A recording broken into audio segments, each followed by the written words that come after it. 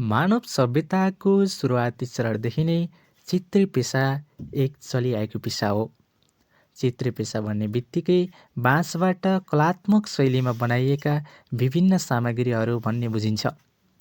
यो पेसामा मात्र सीमित नभई अहिले चाहिँ व्यावसायिक रूपमै व्यवसायको एउटा आय स्रोतको राम्रो माध्यम बनेको छ। अर्घाखाँचीका अधिकांश ठाउँहरूमा यो पेसा गर्दै आएको पाइन्छ।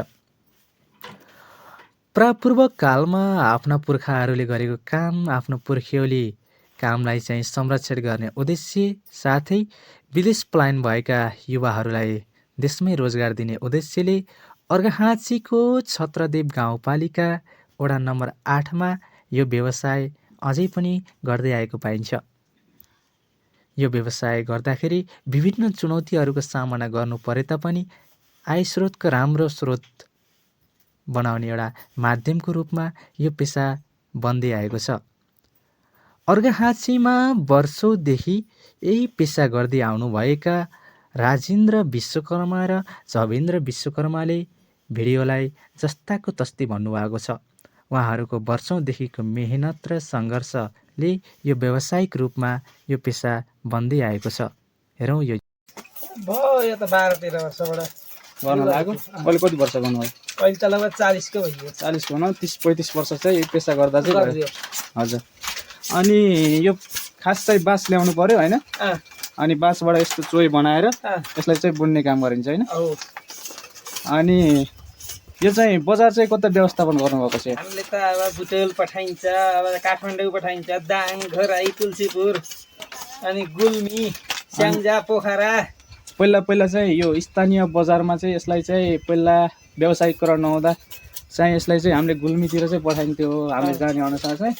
अनि त्यतिखेर चाहिँ पैसाको पनि अभाव, त्यतिखेर चाहिँ धान मकैहरूमा साट्ने गरिन्थ्यो भने अहिले चाहिँ व्यावसायिकरण भएको हुनाले यहीँबाट गाडीमा नै पठाइन्छ होइन? हजुर हजुर।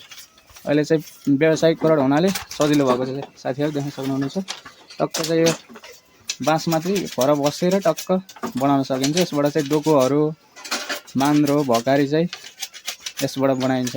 यो चाहिँ हाम्रो पुर्ख्यौली पेसा भयो पहिलेदेखिको।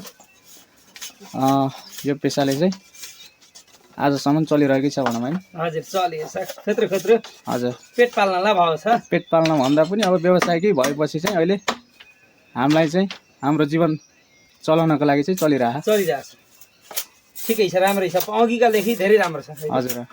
अहिले त यसलाई सजावटको रूपमा पनि प्रयोग गरिन्छ होइन? गरिन्छ। यो चाहिँ अहिले सानो अब डोकी भयो, पुरुष मन्जनहरू राख्ने, अनि चाहिँ कोठामा राख्ने चाहिँ अब सुपो अथवा नाङ्लो। हजुर। तिनी ठुला क्याफेहरूमा पनि त्यो सजावटको लागि चाहिँ यसको प्रयोग गर्ने गरिन्छ होइन? यस्तो छ चाहिँ यो चाहिँ एकदम व्यावसायिक भएर यो पेसाले चाहिँ अहिले व्यापक रूप लिएको छ। यो चाहिँ बाँस, यसको कच्चा पदार्थ चाहिँ बाँस हो। बाँसले घरमा आइसकेको छु म। अङ्कलले पनि काम गर्दै हुन्छन्। अङ्कल के गर्दै? बुन्दै। बस्ने पनि भयो, टाइम पास पनि भयो होइन? अङ्कलले चाहिँ अहिले के यो मान्द्रो बुन्दै हुनुहुन्छ होइन? हजुर। यो चाहिँ मान्द्रो, 3 मेसे मान्द्रो हो। मान्द्राको पनि विभिन्न परिकारहरू हुन्छन्। त्यसमध्ये चाहिँ यो 3 मेसे मान्द्रो चाहिँ यो त्यो अघि बाँसको चोइबाट चाहिँ यो बन्ने गरिन्छ। यो चाहिँ सानो चोइ हो। यो चोइले चाहिँ अब यत्रो बनाइसक्नु भयो। यसमा चाहिँ खास गरी के गर्न प्रयोग गरिन्छ? यो धान, कोदो, हजुर, मकै सुकाउनको लागि प्रयोग गरिन्छ। यो चाहिँ तिरपाल भन्दा चाहिँ यसको चाहिँ उत्तम हुन्छ विकल्प। यो चाहिँ राम्रो हुन्छ होइन? अनि यो चाहिँ अहिले सजावटको लागि पनि प्रयोग गरिन्छ नि, यो बाँसको सामग्रीहरू होइन? गरिन्छ। तपाईँले चाहिँ यो गर्न लागेको कति वर्ष भयो? यो गर्न लागेको त भयो ल कति 35-36 वर्ष भयो। 35-36 वर्ष चाहिँ यसै पेसामा लागेर घर बनाउनु भयो, छोराछोरी यसैबाट पढाउनु भयो, आफ्नो जीवन चाहिँ चलाउनु भएको छ अलिअलि।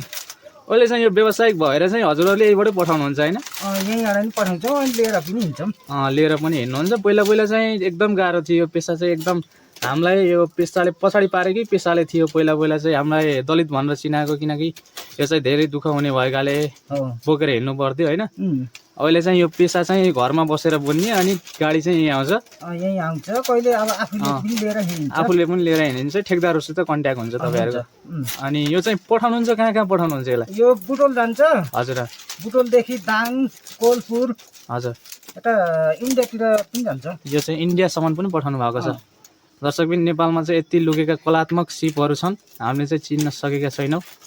त्यही भएर चाहिँ आज यो भिडियो बनाउनुको मुख्य उद्देश्य चाहिँ के थियो भने आज चाहिँ यसो गाउँतिर रहेको हाम्रो परिवेश हाम्रो पेसालाई चाहिँ हामीले पहिला चाहिँ लजायो क्या। हामी पेसा भन्ने बित्तिकै यो चाहिँ यो त गर्नुहुन्न यो चाहिँ नपढेको नगरेकोले गर्ने भन्ने थियो।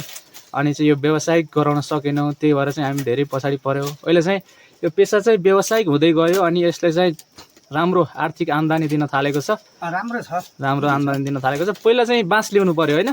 बाँस ल्याउनु पर्यो। यसको कच्चा पदार्थ चाहिँ बाँस हो। बाँस चाहिँ हाम्रो जङ्गलमा चाहिँ जति पनि छ अनि बाँस लिएर चाहिँ चोय बनाउनु पर्यो। पहिला यस्तो चोय बनाउनु पर्यो।